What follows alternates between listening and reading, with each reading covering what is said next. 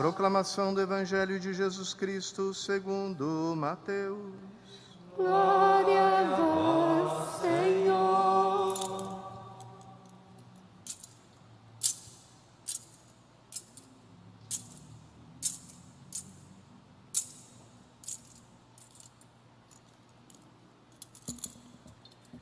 Naquele tempo, os 11 discípulos foram para a Galiléia, ao monte que Jesus lhes tinha indicado.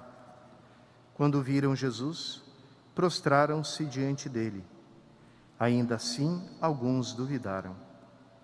Então, Jesus aproximou-se e falou: Toda a autoridade me foi dada no céu e sobre a terra.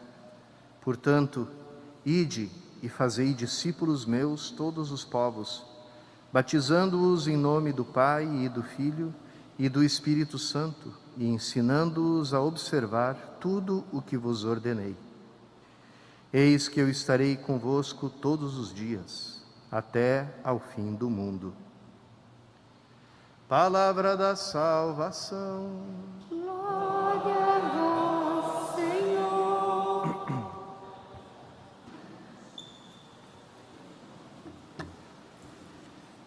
Queridos irmãos e irmãs, essa festa da Trindade, nós podemos partir a nossa reflexão justamente desse mandato que Cristo deu, o mandato do batismo. Ele diz para os discípulos irem para o mundo inteiro e fazer discípulos dele. E indicou a maneira como é feito um discípulo. O discípulo é feito através do mergulho.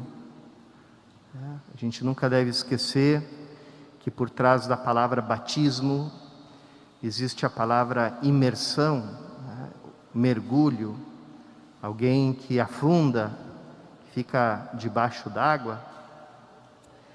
E realmente, nos primeiros anos, os cristãos faziam o batismo por imersão. Hoje, por motivos pastorais, é um pouco difícil fazer esse batismo dessa maneira, mas ele ainda está presente na liturgia, ainda é possível fazer na nossa igreja o batismo dessa forma. De qualquer maneira, o discípulo de Cristo é aquele que mergulhou. E ele mergulhou aonde? Aqui Jesus continua: mergulhar no nome. Os judeus chamavam assim Deus, não queriam dizer a palavra Deus, não queriam dizer o nome de Deus, então simplesmente diziam o nome. Então o mergulho no nome é o mergulho em Deus. Aqui vejam como Jesus não fala os nomes, não são 3 nomes, é um nome só. O nome do Pai e do Filho e do Espírito Santo. Então, aqui, o que Jesus está dando como missão para toda a igreja, e que é a missão de toda a igreja, é mergulhar o mundo inteiro, mergulhar toda a criação, nesse nome, que é um nome que indica a comunhão. Quando a gente diz a palavra Pai, é uma palavra que inclui um filho. Não pode existir um pai sem um filho. A palavra indica uma relação. Eu sou um pai para um filho. Igualmente, quando a gente diz a palavra filho, a gente também está indicando uma relação. Não existe um filho sem um pai. Então, um filho é sempre um filho para um pai é sempre um pai para um filho. E aqui a gente começa a entrar nesse mistério da comunhão da Trindade, de ser um para o outro. E o Espírito Santo também, apesar de não ser tão explícito como Pai e Filho, o nome do Espírito também, o Espírito quer dizer o respirado, o expirado, o soprado. E algo que é soprado é sempre soprado por alguém, está sempre em referência com alguém que sopra. Então, aqui a gente olha e vê que os nomes das três pessoas divinas são nomes que indicam uma comunhão. E isso muda tudo, porque Deus nos revela o que existe dentro do mais íntimo do seu coração. E no mais íntimo do coração de Deus, do Deus único, não existe solidão, mas existe comunhão e existe amor, existe doação. Por isso São João vai depois dizer: quem não ama não conheceu a Deus, porque Deus é amor. Amor que é comunhão, amor que é dom, amor que é doação. E é desse amor que foi feito o universo inteiro. E é para esse amor que o universo inteiro tem a vocação de voltar à plenitude, para que Deus seja tudo em todos. E essa volta de toda a criação para o seio da Trindade, de onde ela saiu, para o seio desse amor, ele começa com Cristo, com o envio de Cristo à Terra, e continua com o envio do Espírito Santo, pelo qual o discípulo vive em Cristo e Cristo vive nele, no qual a igreja vive em Cristo e Cristo vive na sua igreja. Nessa mesma comunhão que ele tem desde toda a eternidade com o Pai no Espírito Santo, é essa comunhão que a igreja é mergulhada. E isso, irmãos e irmãs, nos transforma, nos torna novas criaturas. A pia batismal, o lugar do nosso batismo, é o lugar onde o homem velho, a criatura velha, que quis ser autônoma, que não quis a comunhão com Deus, é onde ela é sepultada, onde ela morre afogada. E ali, aquela tumba se torna também, como diziam os padres da igreja, se torna também o útero, onde nasce, de onde brota a nova criatura, mergulhada na comunhão divina, mergulhada em Deus.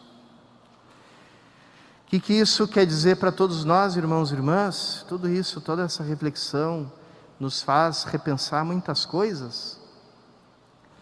Primeira delas que a gente deve repensar como paróquia, como comunidade, é a maneira como tem sido conduzida, né, nos anos passados, até há pouco tempo, a catequese. A catequese era pensada no modelo da sala de aula, no modelo da escola, com carteiras, com quadro negro, com crianças fazendo fila, etc, etc, né? E se já o modelo da escola em si mesmo já é um modelo muito problemático, né? Porque a criança, ela entra na escola cheia de curiosidade, cheia de imaginação, de criatividade, e a escola de alguma forma acaba matando isso na criança. Ainda mais problemático é se a gente aplica esse modelo para a nossa catequese.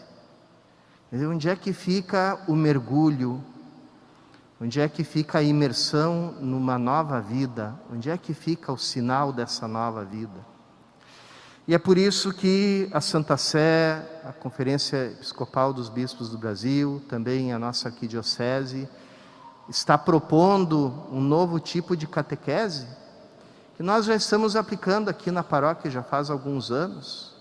É o modelo antigo, o modelo da igreja primitiva, o modelo da iniciação à vida cristã, onde a criança não vai receber apenas conteúdos, mas ela vai aprender a rezar, ela vai aprender a falar com Deus, ela vai aprender a descobrir o Espírito Santo que mora dentro dela desde o dia do batismo dela, e vai aprender a viver a vida nova no Espírito Santo, que é a vida em comunhão. Como nós fomos mergulhados na comunhão, toda a nossa vida, em cada pequeno gesto, deve ter a marca da comunhão. E isso nos leva, irmãos e irmãs, também a repensar a nossa relação com Deus. Quantas pessoas concebem e entendem a vida espiritual como um esforço solitário, na qual eu tenho que me esforçar para praticar as virtudes, para reforçar minha força de vontade, para chegar a ter uma perfeição, pensando que o amor de Deus está no final do caminho. Só que o amor de Deus não está no final do caminho, ele está no início. Ele é o início de tudo. No início de tudo existe o dom, no início de tudo existe a graça, na qual nós fomos mergulhados. A santidade não está no final do caminho, está no início. A nossa vida toda é ir nos abrindo à fé, nos abrindo pela fé a essa santidade em que nós fomos mergulhados no dia do nosso batismo, que é a santidade própria de Deus, essa santidade feita de amor, de comunhão. Então, a nossa vida espiritual, quando a gente começa a ver ela dessa maneira, muda toda.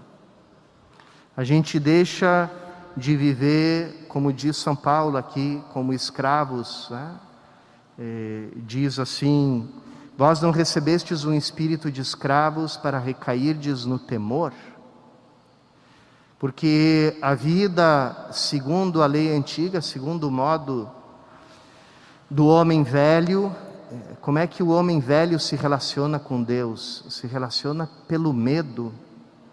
O homem velho entende que Deus exige dele uma série de mandamentos, uma série de proibições, uma série de normas, e que ele tem que obedecer com muito medo. Às vezes algumas pessoas vêm falar comigo, principalmente alguns jovens, e vêm me dizer: padre, o senhor tem que nas suas homilias falar mais do inferno, tem que pregar sobre o inferno para as pessoas terem medo, porque se as pessoas não terem medo do inferno, elas vão continuar pecando, o senhor tem que ameaçar elas com o fogo do inferno. Aí a gente lembra esse trecho que diz aqui: não foi esse espírito que Deus nos deu, não foi o espírito de temor para a gente cair na escravidão, foi o espírito de filhos adotivos, no qual todos nós clamamos: Abá, ó Pai. Esse Abá, que quer dizer em aramaico papai, paizinho, a forma mais íntima pela qual uma criança se refere ao seu pai. E é esse o espírito que nós recebemos. Então, como é diferente a gente olhar para Deus e chamar Ele de papai, e pensar: o Pai de nosso Senhor Jesus Cristo é meu Pai, e eu posso chamar Ele de papai. Como muda isso? Como muda a minha maneira de encarar a vida? Me lembro de uma das frases mais bonitas que eu li na minha vida. Não foi em nenhum livro de literatura, nem de poesia, foi num para-choque de um caminhão. E a frase dizia assim: não sou dono do mundo, mas sou filho do dono. Que bonito, né? Não sou o dono do mundo, mas sou filho do dono. Quer dizer, se o dono do mundo é meu pai, meu papai, então eu tenho tudo. Como o pai do filho pródigo diz para o mais novo, entregando o anel e falando para o mais velho: filho, tudo que é meu é teu. Então, nossa vida espiritual, nossa vida cristã muda completamente quando a gente se dá conta que a gente foi mergulhados nesse espírito que nos torna filhos no Filho e nos faz dizer: Abá, papai, paizinho. Depois a nossa relação com o mundo, com as outras pessoas muda, porque a gente entende e sabe que pode amar com um amor infinito, com um amor divino. O amor humano, ele alcança só umas poucas pessoas e ele acaba logo, principalmente quando as pessoas são ingratas ou fazem algo que a gente se desagrada. Mas em nós mora um amor que não tem fim, que é infinito, que abarca o universo inteiro, que é o próprio Espírito Santo de Deus, amor do Pai e do Filho. Então, como é libertador a gente saber, eu posso amar sem medida, eu posso amar sem medo, eu posso principalmente amar sem medo da morte, porque eu sou criatura ressuscitada em Cristo. E a morte já ficou lá na água do meu batismo. Então, como é bonito a gente descobrir que pode amar sem medo, e como a gente pode viver essa marca da comunhão em tudo que a gente faz, na vida da nossa família, no nosso círculo de amigos, na nossa relação com as pessoas. Pensem, por exemplo, nas redes sociais, que são um veículo para as pessoas se comunicarem entre elas, mas o que as pessoas comunicam ali? Comunicam o seu ódio, comunicam o seu rancor, comunicam a sua hostilidade com todo mundo que discorda de mim. E certamente não comunicam a comunhão, porque o mundo não conhece a comunhão que aquele que renasceu em Cristo conhece. Então, que bonito seria se cada um de nós pensasse, nas redes sociais e dizer assim: eu nas redes sociais vou manifestar a comunhão, vou criar comunhão, vou fazer comunhão, vou promover a comunhão. E assim a gente pode pensar em todos os aspectos da nossa vida, inclusive a nossa maneira de nos comportar, de nos relacionar com as coisas, porque uma é a forma individualista de se comportar com as coisas, e outra é a maneira de se comportar com as coisas de quem vive a comunhão. Então, desejo de repartir, desejo de compartilhar, desejo de multiplicar para poder compartilhar com mais pessoas. Então, muda tudo a gente saber que a Trindade Santa vive em nós e nós fomos mergulhados nela. Muda tudo na nossa vida. Vamos pedir hoje, nesse mistério da comunhão que é manifestado a nós pela Eucaristia, que nós realmente deixemos que esse espírito de filhos viva em nós. Não precisamos de noções intelectuais da Trindade, porque conhecemos o Deus uno e trino que mora no nosso coração, e que esse Senhor da comunhão, que é o Espírito Santo, nos ensine a viver de forma comunional, viver em forma de comunhão, para a honra, para a glória do Pai, do Filho e do Espírito Santo.